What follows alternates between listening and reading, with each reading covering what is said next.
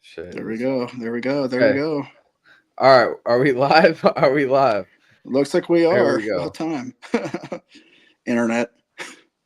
Damn internet issues, guys. It will get to For you. real. Okay. Xfinity. All right, guys. So here we are. We're here with BeaverSwag.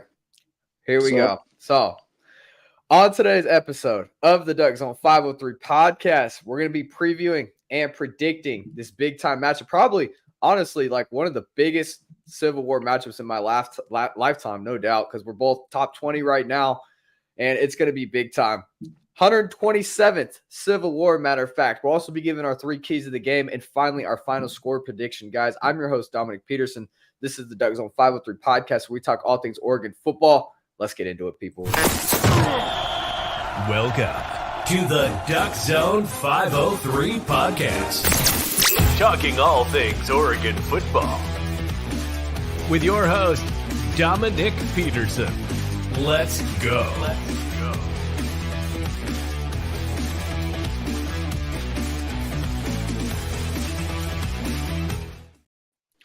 All right. Welcome in to today's edition of the DuckZone503 Podcast. The date is Wednesday, November 22nd, 2023. Happy early Thanksgiving and happy Civil War week. Let's get into it. It's war time, people.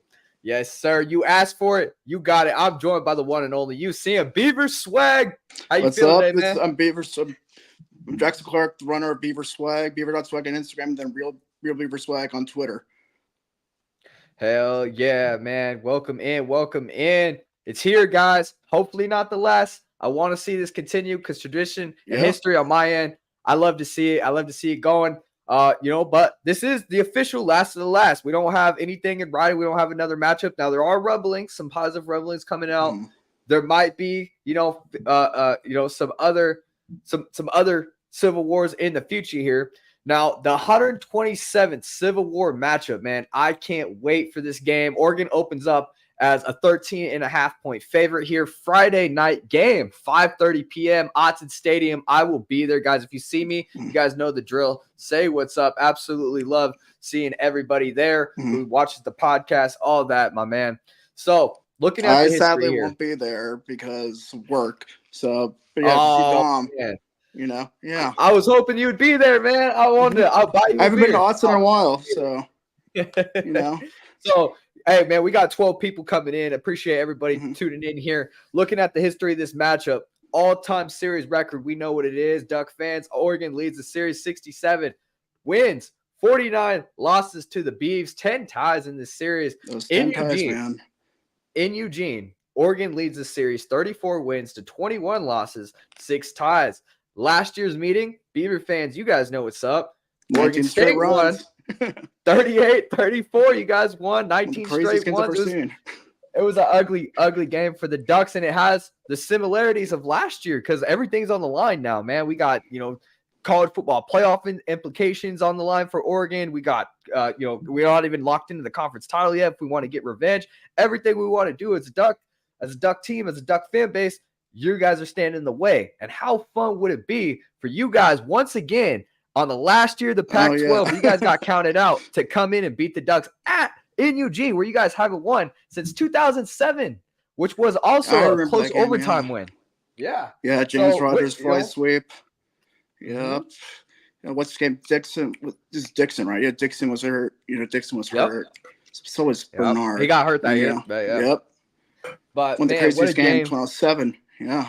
And since 2007, so how big would it be if you guys could do this on this stage? And guys, talking about Thanksgiving, talking about being thankful, remember this game in your guys' lifetime. You just said it, 2007. You remember that game? Yeah. As Duck fans, as Beaver fans together, this is such a huge game that's going to warm each other's hearts. Come with your friends and family that's probably been to these universities generations on generations. This is one of the biggest games in history. It's going to go down the record book. So when you're watching it, don't take any moment for granted. I know we can all go through our life and kind of just, watch a game. Oh, this is big. This is fun. When you're watching it, remember in your heart, this is going to be a big time one. This is one that you'll always tell your grandkids about, however old you are out there. Appreciate everybody for tuning in. So look, here's another fun fact in this series I like to throw out there. Oregon controls a 67 to 49-10 in the series. Oregon has also won 12 out of the last 15 meetings over Oregon State. But look, things are getting narrow here. It's been going back and forth the last couple of years, and both teams are on the up and up right now. Huge implications in this game. Oregon stays that way. 100%. And Oregon would clinch its 6th ever trip to the conference title game with the win, setting up a rematch with number 5 Washington for a possible college football playoff berth, which means Oregon State, our heated in-state rival, has the opportunity to do something every rival wants to do, ruin their hopes and dreams. It's going to be fun. So looking at last week, guys, the Beavers are coming off a tough fought game with the Washington Huskies, just coming up short, losing the game 22-20. Oregon State comes into the game 8-3 overall on the year, 5-3 in conference play. The Ducks are coming off a very dominant road performance where they beat the Arizona State Sun Devils 49-13. Oregon comes into the game 10-1 on the year overall, 7-1 in conference play. So BeaverSwag, before we get started, you're big time Beaver fan. People love your content. You're really popular on the social media accounts. People don't know you already, and they're Beaver fans watching this. Where can people follow you and lock into your content? So back up, my main thing is on Instagram at beaver.swag, where I've been doing this since a freshman in high school. That's where most of my stuff is. I've been starting to get a little bit more active on X, over on X, or formerly Twitter at Real BeaverSwag. You'll usually find me either tweeting some trolling stuff, or I'll be talking in spaces usually held by Digital Dan over here. So got the Giga Smith. So. Got the Giga Smith. Shout out Digital Dan, man. Yeah, you guys are funny, and you guys probably seen BeaverSwag in the comments, and we have fun. You'll see me my fair share of trolling. Yeah, and that's leading into the rivalry, man. You got to lead into the rivalry. Oregon State. That's poking the bear unless we shit talk each other, right? Exactly. Part of my French, man. But yeah, 100%. Hey man, shout out BeaverSwag just reached 1.7K. Let's go. Almost back to my Let's account. Go. Hey man, make sure you guys are locked in here as well. I see 10 of you guys are watching right now. If all 10 of you are not subscribed to the podcast, you haven't hit that red button, click that red button right now. I'm trying to give you guys 2 podcasts a week, recruit interviews, and the latest updates on all things Oregon football. If you want them right there in your hand, at DuckZone503 is where to go. Hit the follow button on all platforms. Rate the podcast. Look, if you're listening to this on Spotify, always love the love on Spotify that we get there as well. We're going to be talking all things Pac-12 ball. We're going to be doing a quick pick'em at the end of the show. Week 13, last week of the Pac-12 before it blows up. Who's going to win each game? We're going to give our take, and also, recruit interviews. Can't forget about that as the offseason comes in. All right, let's take a look at the uniform combinations. This is always fun, right? We're going to take a look at Oregon's. I know you have some words about these. I want to talk about the positives before you say anything. I know there's some things you dislike. I love the thing about Spencer, the concept. I love that. One of my biggest posts was a good come together post about this, because it was a tragic loss. Like the top 2/3 of it, I love. 100%, but the white pants is where you had a problem. White pants. I want the full, color rush look. That's what we've been doing the last 3 years. The greens versus the orange. I say, yeah. I can agree with you on that. I want to see. Yeah. I don't want to see white, especially we're at home. Why we got some white in there? But at the same time, I was like, what we did in 2014. Like, why are we wearing a white jersey? Yeah. And this is the thing with Oregon fans, man. And this is the thing. Like Oregon got so many combinations, man. We got so many things. A lot of people like to nitpick, but man, just look at these, man. Having the Spencer Webb spider on there on the sleeve with the green and the green helmets on the green with the green jerseys. That's awesome with the green shoes. Absolutely love it.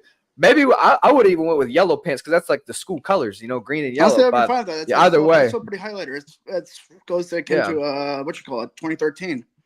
100%. The first, the 2013 Civil War. Throwing it back to them.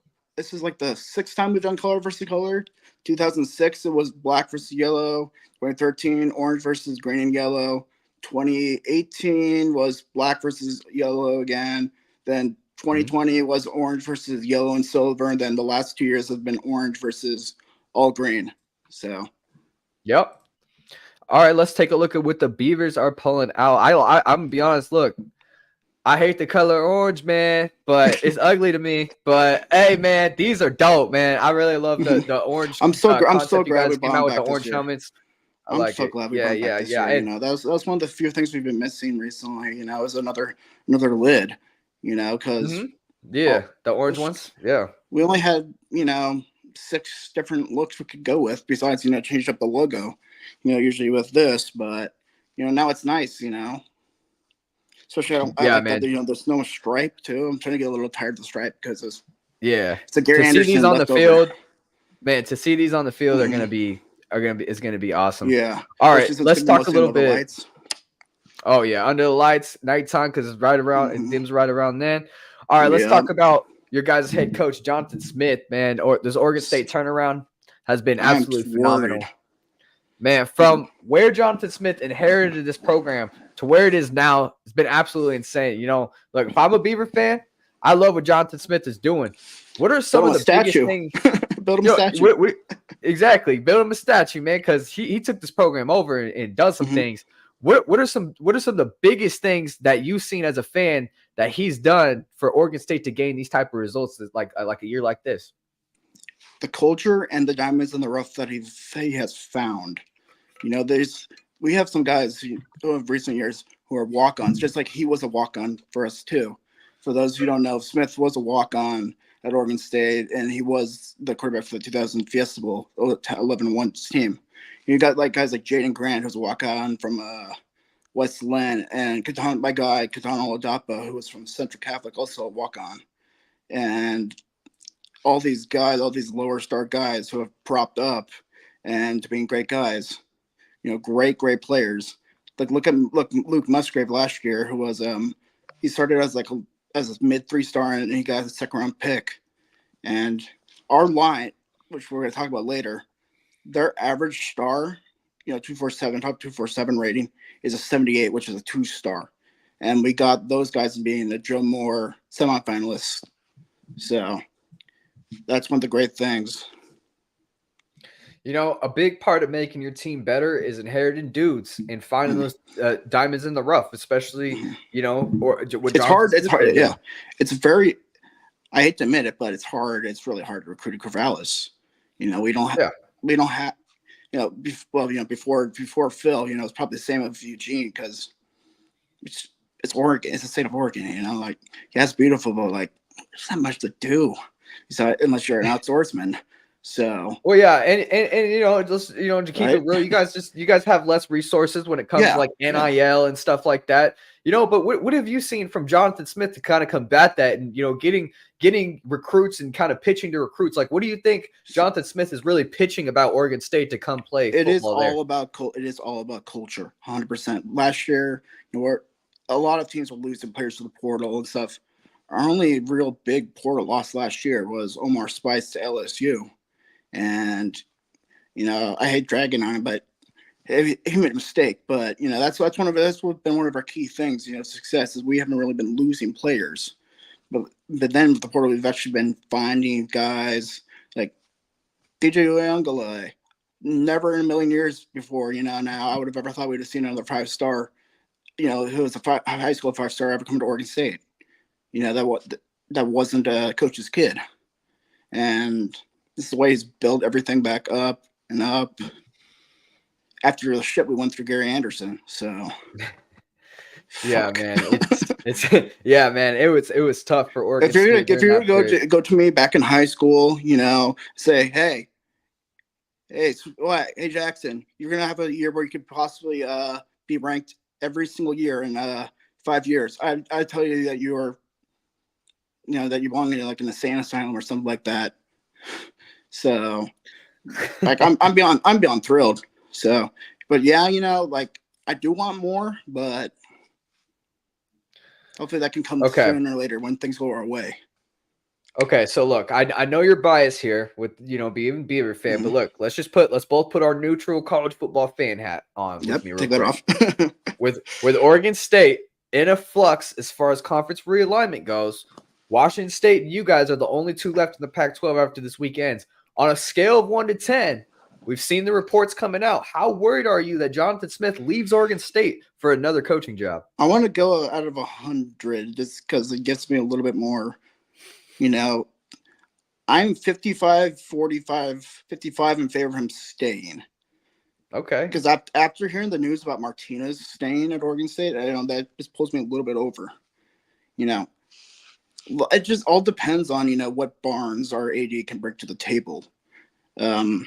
Like if UCLA, he gives, Texas A&M. I don't think schools with a lot of money. I think UCLA shot themselves in the foot by beating USC on Saturday, honestly, because why are you going to fire your coach after you beat your most hated rival, right? That's true. Yeah. You got a point there. Yeah. Then for Michigan State, they got the money, but what he doesn't have any ties to that area, and why the hell would he want to do what he has done at Oregon State all over again? Go through that process again when he has it built up here. And a lot of it depends on the schedule that Scott Barnes will be able to put in front of him. Like if we get this complete garbage of mostly Mountain West schedule, I don't blame you, Jonathan. I don't blame you for leaving. But if we get one that has like Notre Dame, Purdue, we already have Purdue, Notre Dame, Utah. I feel like if Jonathan Smith was to leave, schedule, we're good. I feel like if he was to leave, he would leave for a West Coast team.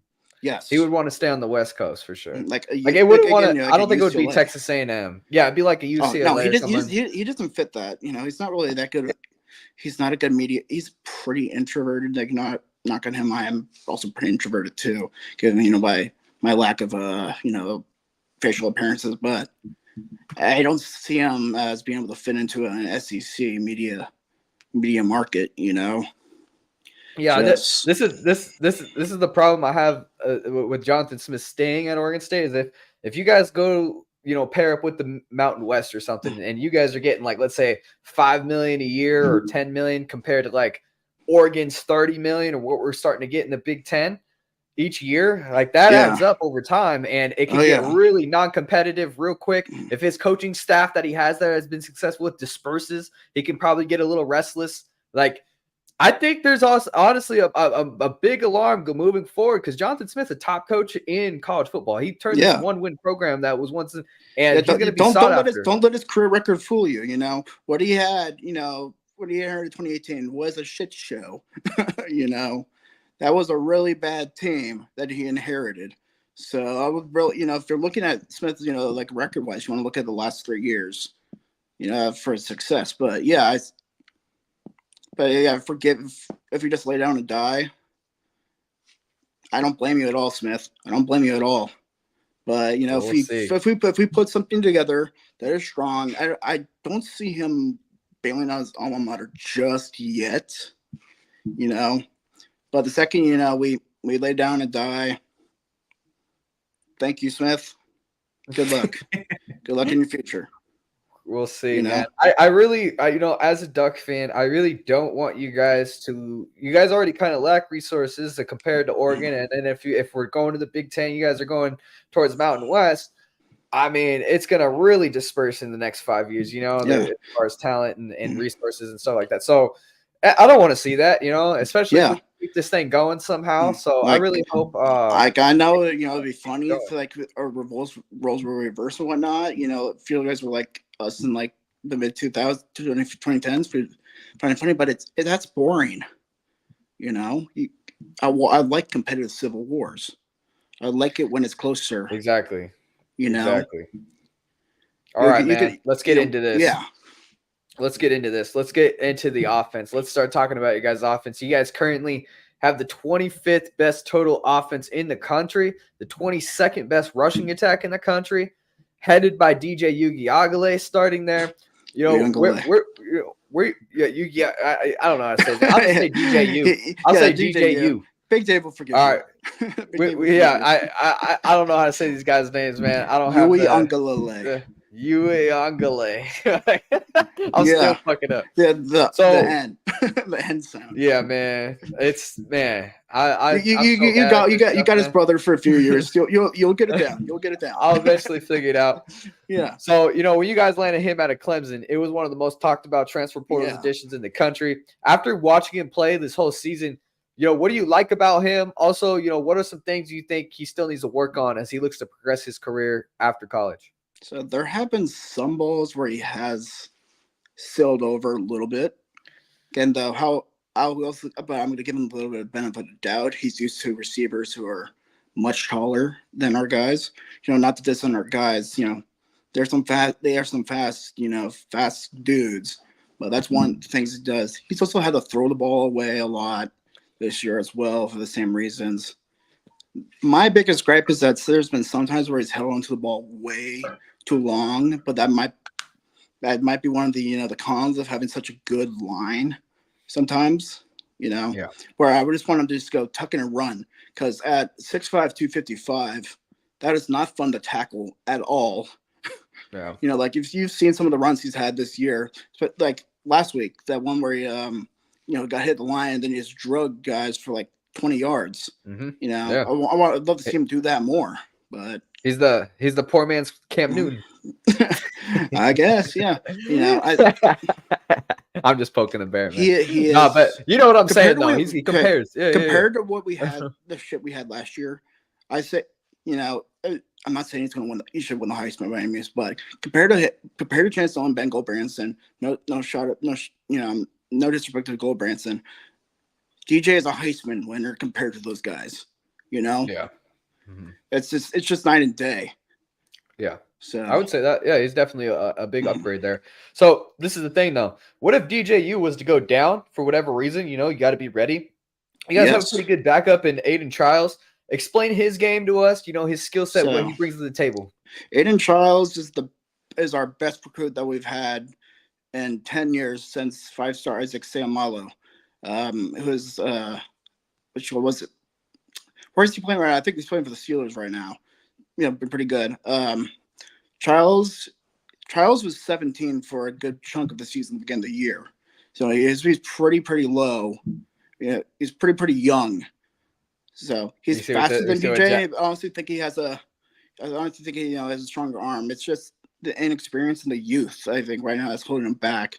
Like if DJ were to, for some reason, I think he's a one and done. If he were to come back, I don't know if he keeps his job per se.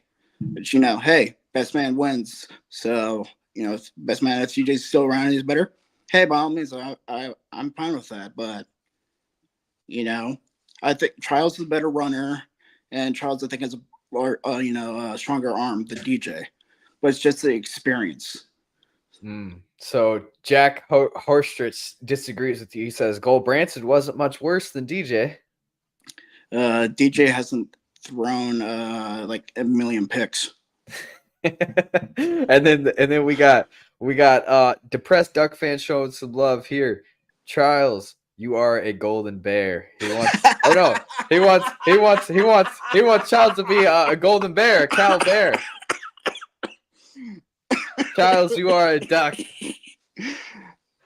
Oh man. All right, man. So Jonathan Smith, this is the thing. This is the thing me and you kind of talk about off the air.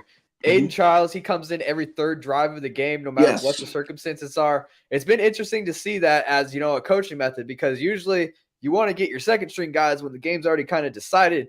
Well, you're not seeing that with Aiden Trials as a quarterback. Often you'll see him in the game when it's still taking place right in the thick of things. What's kind of your take on this? How do you feel about this kind of out of the ordinary coaching move from Jonathan Smith? I'm split between it, because on one hand, the negative part, it screws up your mojo a little bit. However, the positive side, which down the long term can really help us possibly, it gives Aiden big, early game, full speed experience, not just some garbage time stuff, because Charles is our guy in the future. He is our guy of the future, hands down. No other way of putting it. So giving him some of that little bit of taste it's going to go a long way for him, like next year or the year after. Just getting him that experience. So it's double-edged sword. Yeah. Yeah, I mean, I see the positive. I see the I see some negatives to it, but I see I see what you're saying there. And Charles is the future. You want to get him reps. I see what you're saying. He's had good appearances. Like Cal, his one against Cal, he did really, really well. It was really good. Then you had last week where he just got muzzled up by UW's defense. So. Mm-hmm. Last year in this matchup, we all remember how Oregon State controlled the line of scrimmage with their run game. They ran for 268 yards total, guys, last year. Damian Martinez and Deshaun Fenwick have been the heartbeat of this offense. What do you think, makes them such a 1-2 dangerous punch? Oregon absolutely has a dangerous 1-2 punch as well. Yes, you do. No, we could have had a 1-2-3 dangerous punch, but no, Whittington went down for the year against Colorado. The same now we got Jordan Griffin. Yeah, we still got Jordan James. We still got Bucky Irving. So we on the Oregon side, man, and the Oregon State side, this is going to be the top 2 rushing offenses in the conference, man. This is going to be dope. Yeah. What do you think makes them so dangerous, man? What kind of skills do they possess? I think that both of our teams, first of all, both have the 2 best running back duos in the country, bar none. I will say that right now. You guys are better on the speed aspect, while we're more on the power aspect than you guys are. Because Dame is like 230. He'll probably give me crap, if I get around back 230 something.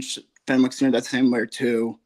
They're not as fast as Bucky, for example. Like once Bucky, finds that hole, he can just sprint and go. But Dame's looking to power it up more. Take it off. Mm-hmm. Yeah. He's looking to explode more and go off. Yeah. Do power back. But yeah. 100%. It's more of a Steven. Is Fenwick? What's kind of Fenwick's game? Fenwick is pretty similar, except just a little bit bigger. A little bit. It's a little bit older. You can catch the ball just a little bit better as well. You'll see Fenwick more on like third downs or more goal line stuff. But when I'm going the hammer. So yeah, maybe even the occasional Isaiah Newell. So like if Damon were to go down again like he did last year in the Civil War, then also bring in Isaiah Newell, which 2 carries, 2 touchdowns last year for him.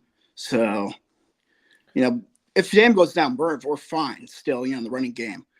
I am completely confident in that running back core. So, 100%. Dame leads the country in yards of 10 plus, runs of 10 plus yards. So. Yeah, and Bucky's up there in yards per carry as well. It's going to be absolutely awesome to see this matchup. And, Oregon's offensive line has been one of the best in the country, if not the best. But right there with them is Oregon State's offensive line, considered one of the most physically dominant O-lines in the country. Mm-hmm. Who are some of those bell cows up front for Oregon State? So, unfortunately, we did lose one of our main guys last week, Henelli Bloomfield. He's out for the season. But, however, we have the depth. That's why I'm confident, It's going to be a little less because, hey, Henelli's great. But it's going to be a little less. Our big, really good guy is Talias Fuaga, our tackle. I've seen him, be mocked to as high as 7th overall in the draft. And oh, wow. Fuaga's just great. Again, one of those, like I was saying, talking about diamonds in the roughs. He was a 3-star as well. And, he's getting first round. He's getting mocked first rounds by some people. So we have Tanner, also Grant Stark you have to look for. Joshua Gray. Joshua Gray is also pretty good. I'm not 100% sure if Jake Levingood's going to be ready to go yet. He's also a little bit banged up.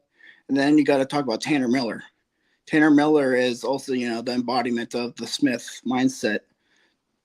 The dude's, shorter than the other guys, but man, he plays his ass off and he just kicks ass and can go toe to toe with any defensive lineman. So, love it, man. And the passing game has been a significant improvement, thanks to DJU at quarterback.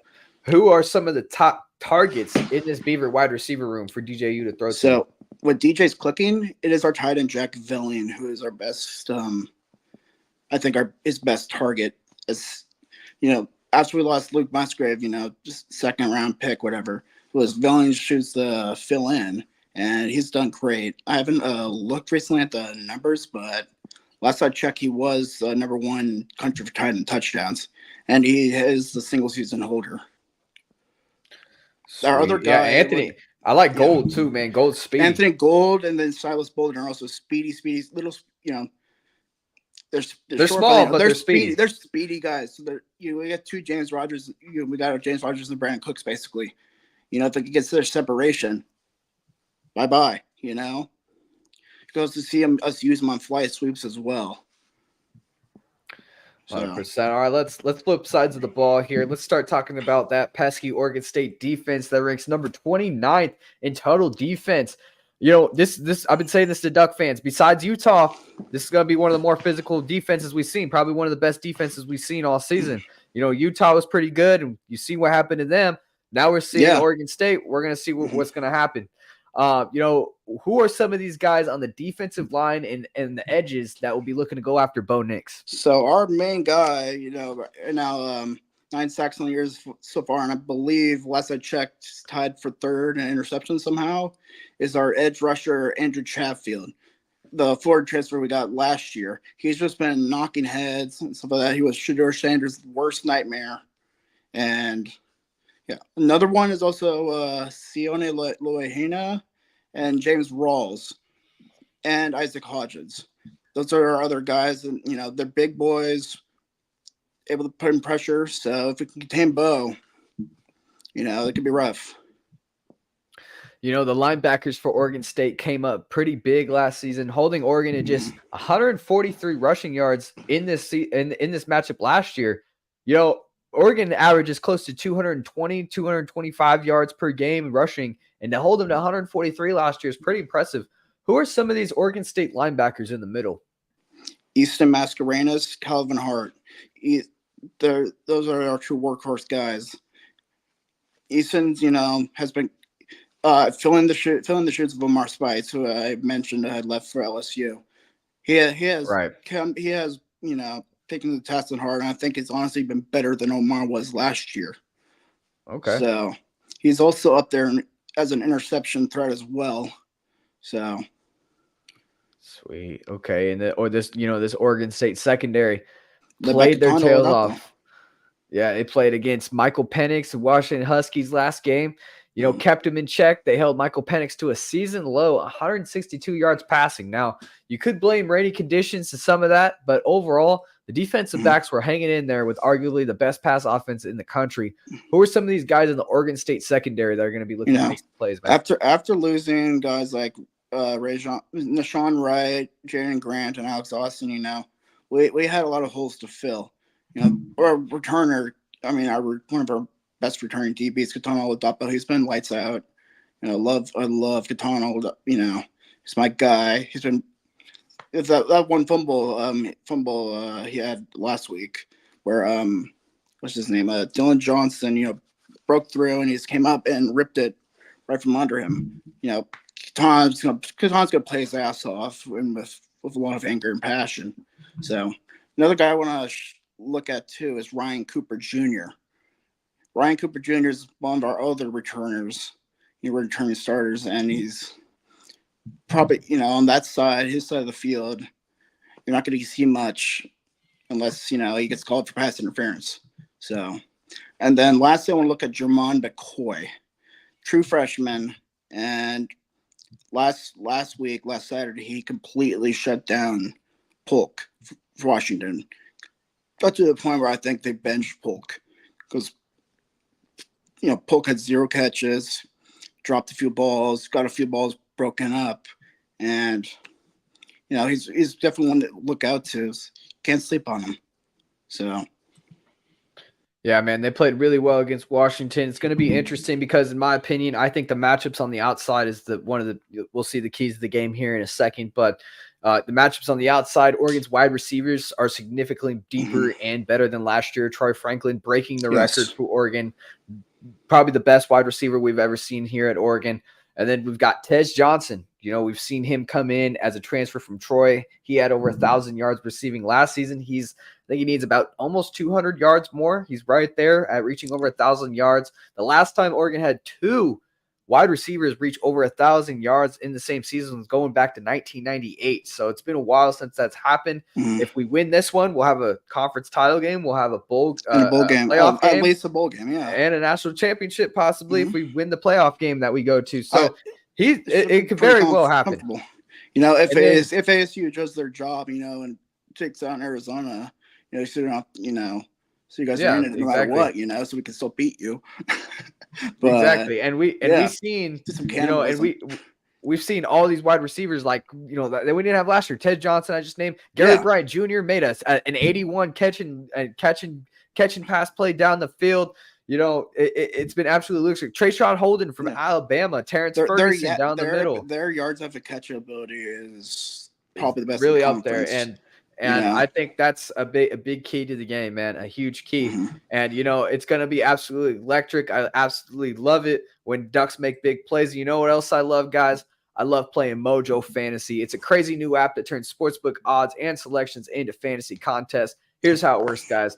There are thousands of NFL and MLB player props. You build a portfolio, and the better your portfolio performs, the more cash you win. Pick as many props as you want and try to beat the crowd. It's a whole new way to play fantasy, guys. The props act like stocks so you can buy and sell live all game long. It's the only fantasy app that lets you make moves after the game starts, so you're not stuck with a bad pick. You can cash in on a hot start or just hang on and let them ride. Cash contests are based on a real sportsbook odds. Get the same live player prop selections, odds, and cash outs as Mojo's New Jersey Sportsbook. You can trade sports just like stocks. You control the actions, ride your picks, cash out, or enter new positions instantly. This is my favorite thing about Mojo, guys. No house advantage. It's not like you're playing the casino or anything like that. If you know ball, all you got to do is beat the crowd by building the biggest portfolio to climb the leaderboard, and boom, just like that, you can get rich. That's it, guys. Make picks, make moves, make money. Download now on the Apple App Store and use my code DuckZone for a 100% deposit match up to $100 for your first-time deposit. Link in the description for more. All right, BeaverSwag, the time has come. We're going to go ahead and give our 3 keys of the game. What does the Oregon State Beavers need to do to get a big-time win on the road? Has not won at Autzen Stadium since 2007. What do they got to do to upset the Ducks' hopes and dreams? We're going to give that in a second. Then I'll give mine. What do the Ducks need to do to handle business, go to the conference title game, and keep this dream going, this successful season? Because I really do think this is a special season for the Ducks. The way they've been handling business, the way they've been going at it and beating teams, it's been absolutely insane. And then final score prediction, what everybody's been waiting for. Does BeaverSwag have the Beavers beating the Ducks? He's been on my comments. He's been in mentions. Does he actually have it happening? We're going to see it here in a second. Now I'm going to give my final score prediction, and then we're going to do a last final pick 'em for the Pac-12, guys. A last and final pick 'em for the Pac-12. At least for the current edition. Man, this is such a special episode, and I'm here. Glad to be here with my guy, BeaverSwag. If you guys aren't following us on our social medias, at DuckZone503, at Beaver.swag, make sure to go follow us on there. If you're not subscribed already, hit that like and subscribe button down below. Really appreciate everybody who does. And rate it on Spotify if you're listening on Spotify. Love my Spotify listeners, as always. All right, BeaverSwag. What does the Beavers need to do? The 3 things they need to do to win at Autzen Stadium. 19 straight runs. Okay, but yeah. Oh, man. I would just love if you just do that. Just come out and just troll like that. Just the first 19 plays, just run the ball. All we need is 19 straight runs. Game over. I don't think we're gonna have the same circumstances for that, but that'd be great. We do, though, in all seriousness, need to stick to the run. That is our strength on the offensive side of the ball. I think one of the best run blocking offensive lines and one of the best running back duos, as well as a quarterback who is basically built like an ox. We need to have a really good game running the ball. Can't be getting just thrown around like we tried to last week. So, number 2, got to contain Bo Nix. As much crap as I love to give him about Bo checked down and all that stuff. He's getting that that Heisman hype for a reason. His ability to sometimes escape or to find that receiver so they can get those yak is Heisman worthy. Yards after catch for people who don't know. Yes. And, he is. You can't laugh at what's his completion percentage? 78%. Never been done before in college football history. You can't. Yeah, like I want to, give crap about, the types of plays run. Still, that's just still impressive. The completion percentage. We just, gotta contain him. Can't be doing something stupid.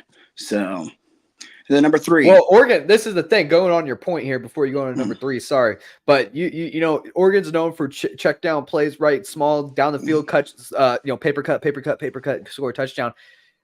Part of containing Bo is forcing him to do that because we got a guy like Troy Franklin, we got a guy like Ted Johnson, we got a guy like Trayshawn Holden who can go over the top and make a big catch. So that's why you've seen defenses just force Oregon to do that. That's why they do so many check down plays. Yeah. But go ahead. Go on to number 3. Number 3. No stupid, cute plays, Brian Lindgren. Looking at you. No fake field goals at halftime. No weird pass, triple passes. None of that stuff. We got to go straight to the point. We can't just screw around. Like we've had games, especially on the road, where we've just gotten way too freaking cute. And it made games that we should have been the breaks out of teams look very close. Like, let's look at the Cal game. We let them stay in the game. We decided, like, after our third drive to do an onside kick, which Cal returned that ball to our 10. And it just helped them stay in the game. And then the Arizona game, the decision to have Atticus run the ball for a fake from 20 yards out at the end of the half instead of taking the points, which cost us the game. It's starting to get him a little bit of a pattern, sadly. But if we can go straight to business and not get cute, well, if they can come up with something brilliant that works, fine. Those are fun to see, but I don't want to do that unless we're just firing on all cylinders and we're just kicking ass. So no onside kicks, no fake field goals, no fake punts, none of that jazz. There you guys go. BeaverSwag's 3 keys to the game at number 6, Oregon. He's got number 1, run the ball, 200+ total yards rushing. Number 2, pressure and contain Bo Nix. And then number 3, no cute plays, be physical. Love to hear it. All right, we're going to see if Oregon State can do that. What do the Ducks need to do to win this game? My 3 keys to the game right here versus number 16, Oregon State. Number 1, I got stop their run game. BeaverSwag had number 1, run the ball for his. My number 1 is stop their run game. That's Check this out. Last season. Played. Exactly. And in this game, Oregon State finished with 268 rushing yards and only 60 yards passing and still won the game 38-34. Now they got a guy in DJU who's an upgraded, who brings an upgrading passing game to go along with that. Damian Martinez, Deshaun Fenwick. Yeah, these guys, they did that to Oregon's defense last year and is still on this team. So this Duck defense, the difference is they're deeper, they're more physical, and their linebackers know what they're doing. Last year was year 1 in Dan Lanning. Linebackers look out of place, like lost. Jeffrey Bassa added a lot of weight. The linebacker room's has a lot more depth. The D line has a lot more depth. No Justin Flo in the middle missing tackles. None of that. We got Jeffrey Bassa coming in there. We keep Casey Rogers, Brandon Dorless, Taki Tiamani, 3 veterans in the middle that we had last year. But now we added Mateo Ugiagale, Blake Purchase, Tatum Toyota off the edge. These are guys that, and this is the kind of thing about Oregon, and not a lot of people talk about enough, is Oregon up front on the D line rotates guys in the first, second, third, fourth quarter all game. So when your starters are in that fourth quarter huffing and puffing, our D-line's fresh, ready to go in there. Whereas last year, we had to rely on DJ Johnson and Brandon Dorless every single play, and these guys would get tired by the second half. That's where you've seen Oregon State take over that game because Oregon's D-line didn't have enough. This year's a little bit different. We have the depth. We have the scheme in year 2 of landing and the discipline to be where you need to be. I think we stand a good chance of stopping your guys' run game. That's definitely a key for me, number 1. Number 2, I got forced turnovers. This is something the Ducks haven't done a lot of this season, but they did end up forcing a couple, in games, late here in, Arizona State. They were able to force 3 turnovers. against the Beavs last year's matchup, despite the loss. So this Autzen crowd, it's going to be electric for this game. Causing turnovers will have this crowd on their feet and screaming the whole game. I want to see turnovers. And the number 3, I got let your skill position players eat. I touched on this right before the ad read. Bo Nix has been on fire late this season. Look at this in November. Versus Cal, 386 yards, 4 touchdowns. Versus USC, 412 yards, 4 touchdowns. At Arizona State, 404 yards, 6 touchdowns. All credit to Bo, but his wide receivers on the outside have been a huge portion of those results. Troy Franklin, Tej Johnson, Trayshawn Holden, Gary Bryant Jr. have all showed capabilities to take it to the house and make big plays. I like the matchup on the outside for the Ducks, especially against those smaller Oregon State defensive backs. Let your skill position eat if I'm offensive coordinator Will Stein. So for my 3 keys of the game versus number 16 Oregon, I got number 1, stop the run game. Number 2, force turnovers. And number 3, let your skill position players eat. All right, guys. The time has come. BeaverSwag. Who do you got? Hey, let me know when you want me to bring it. You want me to bring it up right now? Let's bring it up right now. All right, let's do it here. This is what BeaverSwag has for the game. So this is the first loss I predicted all year. It is also surprisingly again something I've never seen in my life. He's got 31-28. This is the first year where. But this is the first game all season where Oregon State has not been the favorites, which, as a Beaver fan, wow. Wow. We were somehow favored last week. Yeah. Really think about that. I do think this is going to be a classic game. I trust our players to be able to do it. I'm not sure if I trust our offensive coordinator to call the right plays to win this game, honestly. With how he's been on the road games, like I mentioned, and in big games, it's been shoddy. Like last week against UW, we were running really well, and let's go throw 31 passes in a monsoon. So that's just my feeling in it. Of how we've been on the road and how hard it is in Austin. I'd love to be wrong. I've been wrong a lot lately, so. If I can be wrong now, I won't be mad. So, I think. So, where do you think the Beavers have like the biggest matchup against the Ducks? Like, where do you think they have the biggest advantage on the Ducks? Like, where do you think they could be successful in this game? I think it is still our running game. I think we still have the advantage over you guys. If we stay around with it, or in short yardage. And red zone with Uyungale's, his size. Which I wonder who's going to hit each other harder. If these could be DJ tricking Mateo, or if Mateo's going to be sacking the crap out of DJ. So someone said, BeaverSwag thinks he can use reverse psychology. It's worked before. Predicting you to lose and then you win. All right, sometimes I tried to. It worked for me against Utah. I predicted. Yeah. I thought about it last week. So BeaverSwag has got the Ducks winning 31-28. Did not expect that. Got to be honest with you, man. Coming on. All right, guys, let's get into my prediction here. Exactly. Got to keep it real, 100%. All right, man. Let's get into it. My prediction for this game. This is it, guys. This is for all the marbles, ladies and gentlemen. Man, oh man, what a matchup do we have here on our hands. The 127th Civil War is a top 25 matchup on a Friday night in Eugene, Oregon. It does not get better than this, folks. Dan Lanning and this Oregon football team have been saying it all year. Us versus us. FIBU. If we want to reach our goals this season, if we want to rematch Washington and get revenge, if we want a berth and a shot at college football playoff and a possible national championship on this special season, then this is it. This is time to go handle business. You guys were able to pull it out in Corvallis last year in a close one.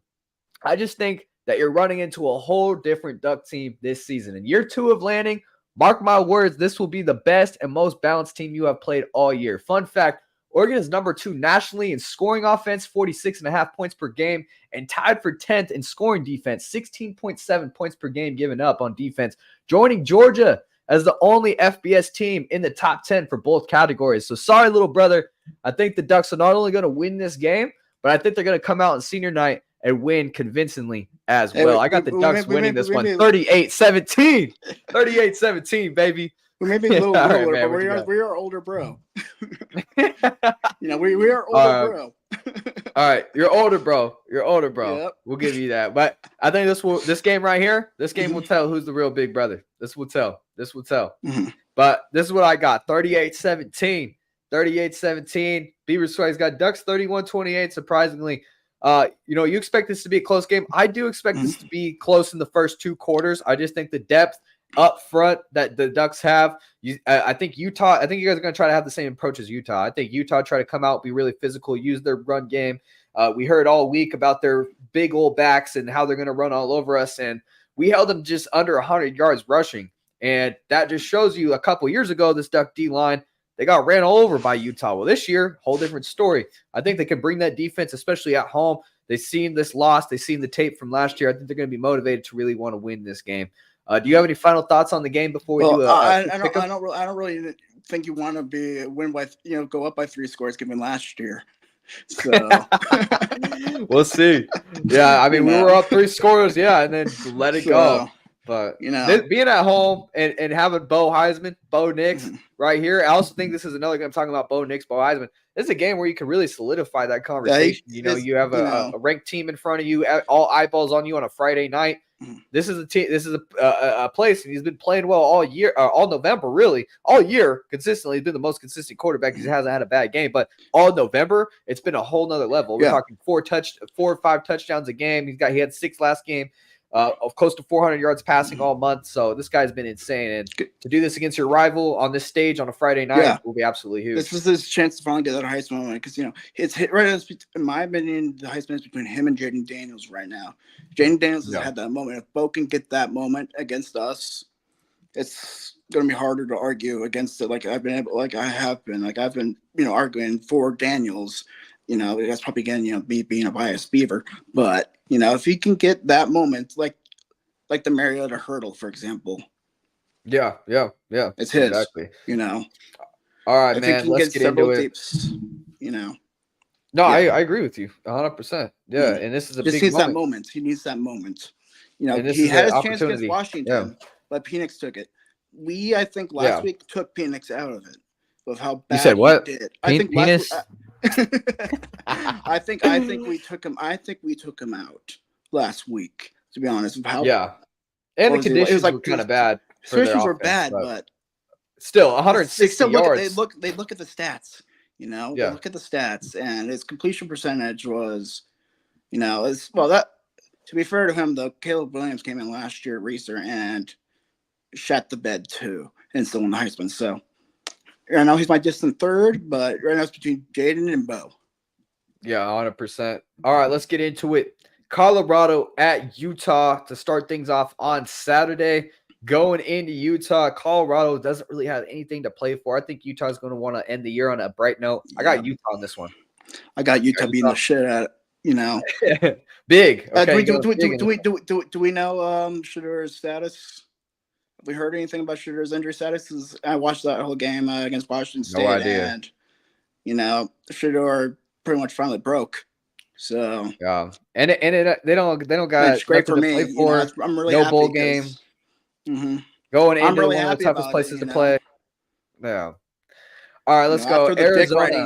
After the dick riding Colorado got for people who don't know, I was vocally in support of you guys in that game because one of our big enemies, this whole round stuff is the networks of how the networks are just riding Colorado like they were a golden child. Yeah. All right, let's get into this. The enemy of my at Arizona State. 100%. All right, Arizona State. Arizona's winning this one, man. No doubt about it, because Arizona State's one of the worst teams in college football. Arizona is one of the most surprising teams, one of the most, with a lot of potential. Fafita at quarterback. Arizona, I got them big in this one too. I definitely also got Arizona as well, but maybe given rivalry, it can be maybe a little bit pesky. But God, imagine if they would have started Fafita game 1 instead of Jaden the Rapist. So. Right. They wouldn't have lost to Mississippi State, that's for sure. Right. No, okay, here we go. Washington I think they're State. a top 10 team otherwise. Yeah, they've been the surprise of the year. Mm-hmm. All right, Apple Cup, Washington State, Washington. Look, this could be sneaky here. Washington State needs to win to make a bowl game. Washington needs to win to go, do everything they're trying to do. But Washington's at home here. I expect Washington to win here. I did too. Sadly, I love, Cougars are our brothers right now, but you guys have, after you guys beat us, all of a sudden you became a completely different team after you beat us. I love you guys. Right. Hopefully Cam Ward instead of Sham Ward shows up. So because I know both of us would love to see UW lose. In our hearts, we would love to see UW lose because fuck them. But right. Yeah. I hate UW. Dubs down. Mm-hmm. Okay, let's go here. Notre Dame, number 18 at Stanford. I think Notre Dame's going to come in here and win this game. Easy. Easy money. Easy. That's easy money. Those uniforms though are pretty beautiful. I like the helmets. Yeah, those helmets are dope. If you guys haven't seen the Stanford helmets and the combos they're coming out, are you able to pull them up? You able to pull them up? No, I don't have the tweet on me right now. But you guys got to go check them out. Just search up Stanford Week 13 helmets. Cardinal Matt with script. Yeah, looks like varsity jackets, like lettering on the helmet. Yeah, so beautiful. I wish. Nice. Too bad they're gonna lose in them. Yeah, it's not gonna be close. All right, let's go. Cal at UCLA. This is kind of a rivalry in-state rivalry here, but I think Cal, I will sneak this one out. I think with after the big win over USC, emotions were high. That was kind of like the end of the season for UCLA. I feel like I don't know how up they're gonna get for Cal at home. I think Cal at night will sneak a win out in the Rose Bowl, even though final Pac-12 dark. Yeah, for the final Pac-12 dark. I think that. Yeah. I think Cal will get the upset here. This is a really, really, really, really interesting one because they're polar opposites basically. Cal's offense, I believe, is pretty dang good. Jaden Odd is up there with Martinez and Bucky in terms of running back ability. But their defense, Cal's defense is horrific, which is not useful for Justice Wilcox's Cal team. But then you got UCLA on the other side. Great defense, really bad offense, except for the occasional if they use Carson Steele right. I would love to see Cal win and get another bowl team, but I think UCLA pulls it out. I do. Okay. And Chip Kelly completely saves his job. Okay, we'll see if he saves his job. That's going to be interesting to watch. So we got a big time game on Friday, Civil War, people. Make sure to watch it. 5:30 kickoff time. It's going to be big time Fox, on the Pacific baby. time. Fox yes, prime sir. time. I'll be there, guys. Make sure to say what's up if you guys see me out there in Eugene. Hey, man, where can we find your all your stuff? I know big-time Beaver fans love to follow you and your content. Where can we find all your stuff? At Beaver.swag on Instagram and then at Real BeaverSwag on X, formerly known as Twitter. You can find me. And you can also find me in the comment section, trolling around, when you need me. So there, you'll find them. I appreciate you guys for tuning in once again. I'm your host, Dominiqk Peterson. This is the DuckZone503 Podcast. We talk all things Oregon football. Hit that like and subscribe button if you haven't already. Look, if you guys are in the comments, if you guys are here viewing, make sure to hit that like and subscribe button for me. It's free. Keeps the podcast free. Keep doing it. I give you guys 2 podcasts a week, recruit interviews, and the latest Oregon football updates on all our social media accounts at DuckZone503. If you're listening on Spotify, rate this thing 5 stars. We also talk all things Pac-12 ball, Big Ten. Next year, as you know, we're going to the Big Ten. It's going to be fun. Sorry we had to do it to you. Traitor. All right. All right, guys, it's going to be fun. I'll be here for the recap and analysis episode. I'll be here for the recap and analysis episode, guys. Go Ducks. I'll see you guys on Sunday. Yep. Bam.